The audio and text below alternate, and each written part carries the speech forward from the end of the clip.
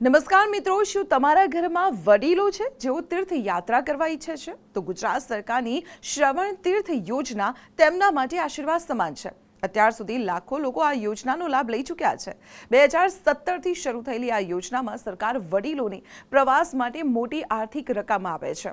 અત્યાર સુધીમાં સરકારે શ્રદ્ધાળુઓ માટે કુલ 14 કરોડથી વધુનો ખર્ચ કર્યો છે, જેથી વડીલો સન્માનપૂર્વક દર્શન કરી શકે. માત્ર ગુજરાત જ નહીં, પરંતુ જો તમે કૈલાશ માનસરોવર કે સિંધુ દર્શન કરવા માંગતા હો તો પણ સરકાર મદદ કરે છે. સરકાર દર વર્ષે 300 પ્રવાસીઓને ₹15,000ની સહાય આપે છે. જો અરજીઓ વધી જાય તો ડ્રો સિસ્ટમથી નસીબદાર વિજેતા નક્કી કરાય છે.